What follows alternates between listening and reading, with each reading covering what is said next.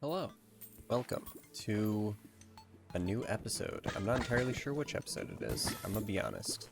I just got back from a road trip, so got no clue what I did, and have no clue what I have or haven't done, but I'm just gonna show it. So I've made the bundle of balloons. I've also made the horseshoe balloon for the water version, just because I wasn't sure if I'd be able to deal with not having any landing protection, like fall resistance. So I managed to get that just to be safe. Then I also made the frostbark boots, which is just lightning boots, and lightning boots are just this. So I did get the goblin tinkerer, and I also did pretty much nothing else. I turned off what mode is it called? Not revengeance mode. I turned off eternity mode because they stack, and eternity mode is more of just like a challenge mode. You don't really lose any abilities from it, like any real really massive weapons from it or anything. And none of the like magic weapons looked all that cool, so I don't really care. So I'm just gonna go without it. But I am gonna go with vengeance just so that I have that little bit of difficulty increase and some cool new movesets for half the bosses. But yeah, so we're in the ocean biome on the right side here, as you can see, because we're looking for stuff to summon the queen jellyfish, which requires ocean bars, and ocean bars, don't mind that, require sea scales. So we're on the lookout for that, as well as not drowning.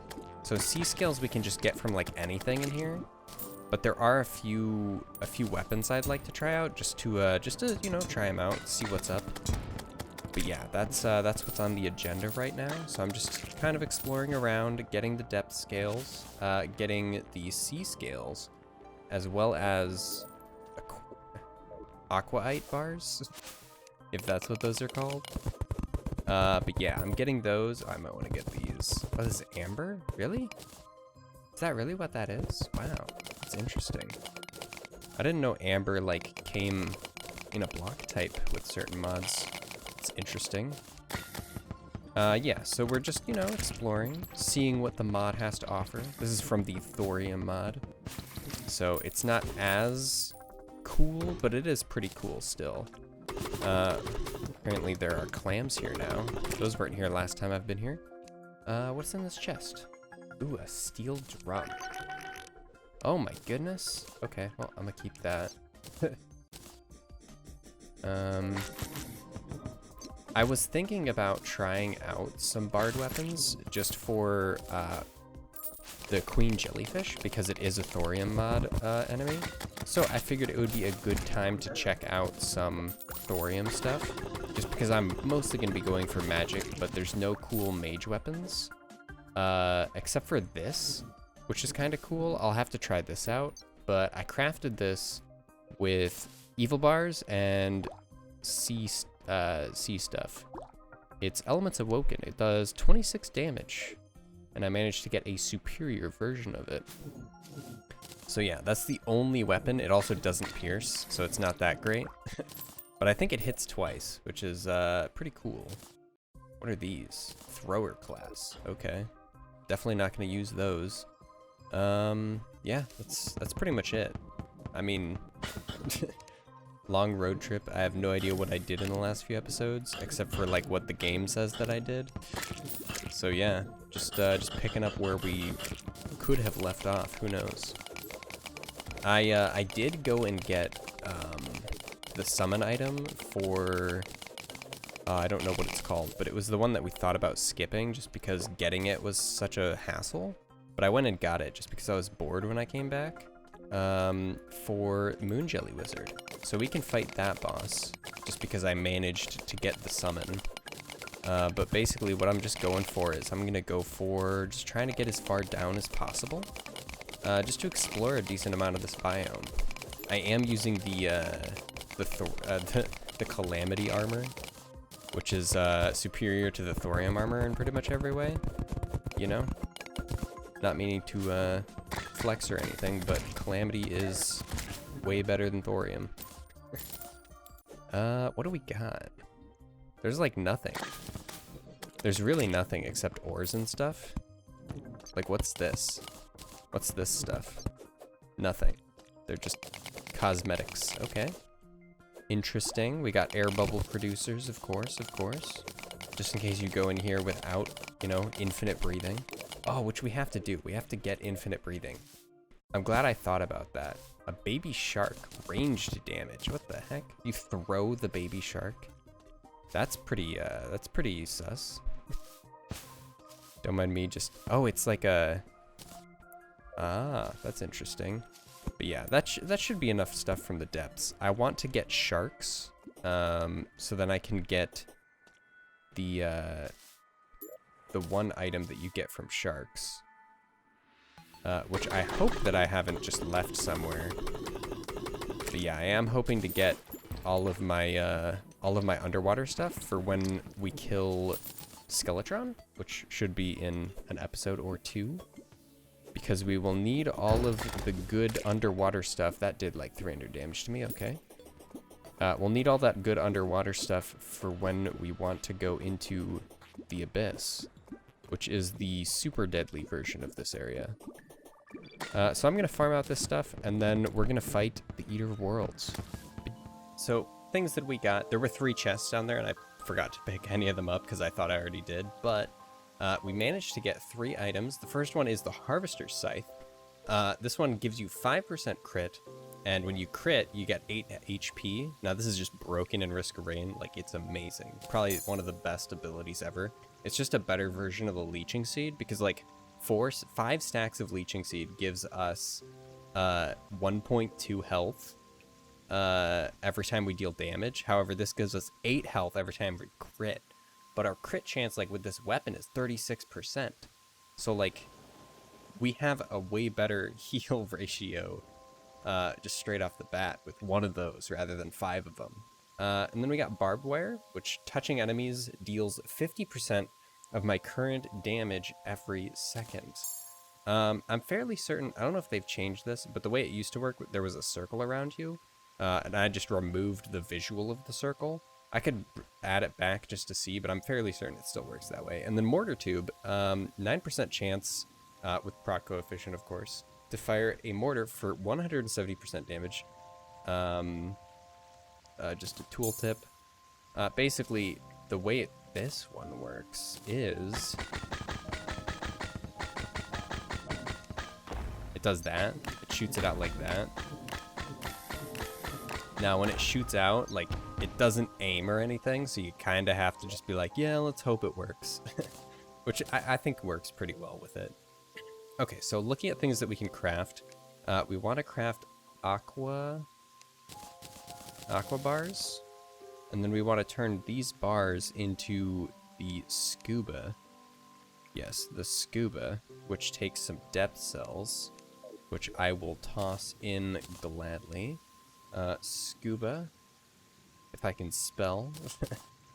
So this, yeah, see, this is a really nice, it doesn't have good aim, but I mean, who really cares, honestly? This will be funny. And then this as well. This one also aims. Oh, you have to use it at specific times. How much damage does that actually, like, equate to? Oh, I knocked it back. Let's see. What does this do? You ready? 1 burst does that much. But then if I only do it on the successful notes, it doesn't really seem like that much of a change. I'm gonna be honest. I like how that one just knocks everything away. Just get out of here. Okay, maybe I'm not gonna do music yet, just because I don't have, like, I don't have anything to really support it, like, surrounding. But that seems kind of interesting. I did want to make this the crab cannon, but I don't know how to make, how to get agate, which I'll look at how to get that just to see. Oh wait, what if I, yeah, I don't know how to get that. Chestnuts, kind of useless. Sea scales goes into aqua bars, which is what I needed in the first place. So let's make some ocean bars. And then let's make, what is it called? It's some sort of summon. It's called Jellyfish. Jellyfish Resonator. So, I'm gonna grab up a battle potion. Dude, sharks never spawn. It's crazy. Like, once you add more enemies that are capable of spawning, sharks just don't spawn. Okay, let's just start the fight. Here we go. We got ourselves. Hey, look, he's got the helmet that we want. So let's start dealing damage to him. Obviously, gonna be the cheesiest of fights, just because, yeah, we got quite a few effects that make us quite a bit stronger as well. Oh, and it's even like dropping stuff for us to pick up. This guy has quite a bit of health, honestly. Like, jellyfish is tanking quite a bit. Ooh, a tornado. Oh, it's pulling me in. That's cool. But I can just run away from it. Let's see what we can do. I've managed to get 1,000 XP from killing minions. I'm just saying, 1,000 XP from killing minions is pretty good. Oh, let's instantly kill him. And there we go. Hey, I want your helmet, bro. Can I have your helmet? How much XP are we gonna get? Only 1,700. That's pretty bad. Air tank. Emergency air tank. What the heck? Instantly refill your breath when it reaches a critical level. I managed to get every possible paper tube. So all the pre-hard mode stuff, I can now sell the paper tubes to Mr. Tinkerer, and he'll just give me money for it because I can't really get anything else. That's pretty. Oh, he gives me money per tube. Oh my goodness. Okay, and I have to like click it every time. That's interesting. What did we get from the treasure bag? Quite a bit of money. Pink gel, not very surprising. We got the giant glow stick. A lot of light when thrown. Attacks have a chance to paralyze the enemy very briefly. Boss monsters cannot suffer from that effect. Of course. And then we got the Sea Breeze Pendant. It's a material. Wearers of this pendant shall not fear the depths. Increases breath by 50% and gains the ability to swim. Increases damage by 10% when you're wet. And this can turn into Fargo's emblem. Okay. Very cool. Let's just turn off the blood moon because I don't want it. Nobody likes blood moons. Sorry. Not until I have some source of something that I can gain from this. I'm not going with that. I'm out. Let me see exactly what else could we have gotten from the jellyfish. That's actually a good thought. Pond wand sends out an aquatic orb that summons a swarm of jellyfish. That's interesting. Okay, and a really nice bard item. Who would have thought? Okay, so we're gonna be fighting the next monster now. Next boss. My brain is just not working. We need to use a dreamlight jelly. Okay, I just wanted to see like what it was. I have 2 of them because yeah, they spawned instantaneously. It was so dumb. So here we go. We're gonna fight this boss. Oh, what is this music? Wow, that is a boss right there. That's just, holy cow.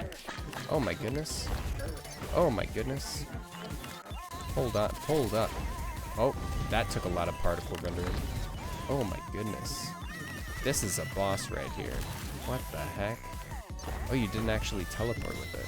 What the heck? Oh, maybe it's because I stunned you?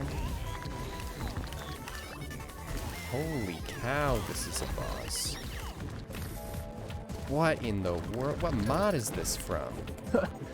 This is amazing. Is this from the split mod? Because that had some serious bosses. Well, I mean, the one boss that we fought from it. Wow, that was a boss right there. Holy cow. What mod is this from? Spirit mod. I'm pretty sure Spirit mod's the mod I'm thinking about.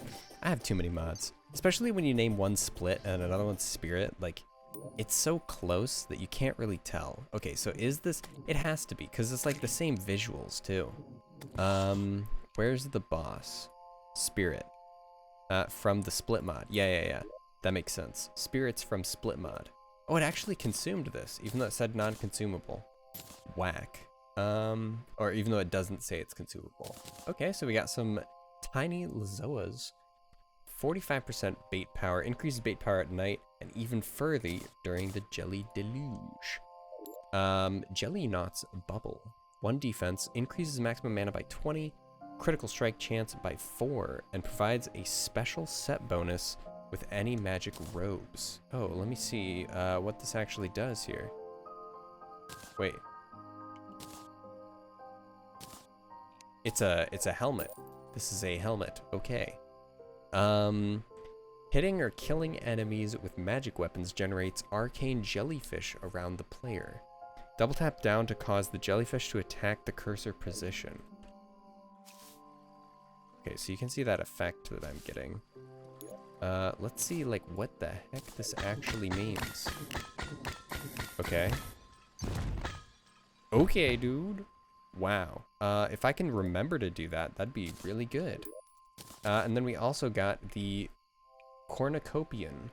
22 damage, classless, okay. Snail speed, very strong knockback. Hold to charge up lightning that strikes nearby enemies. Charging up for longer periods creates more strikes. Charging up for too long electrifies the player, can only be used on the surface or higher. Interesting.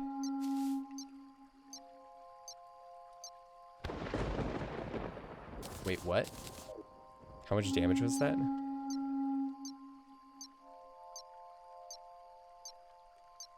Oh, so I'm starting to get electrified. Okay. That's a lot of 44s, I'm just saying.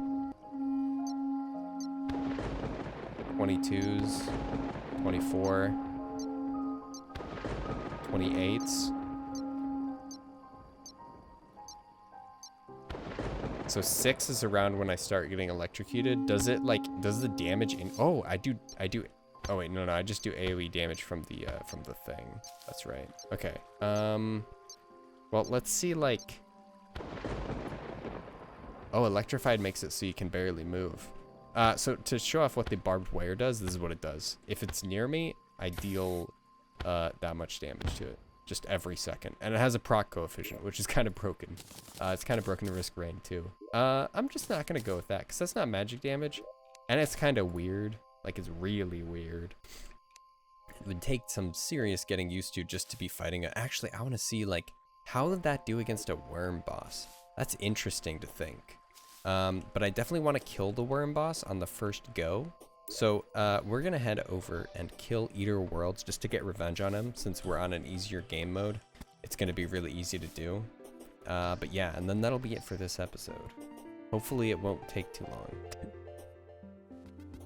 To quickly talk about this mod again, like the Absolute RPG mod, and how it's going. So basically, I'm just spending experience to gain experience. So we've used 100, and each time we use it, it increases the cost by 1.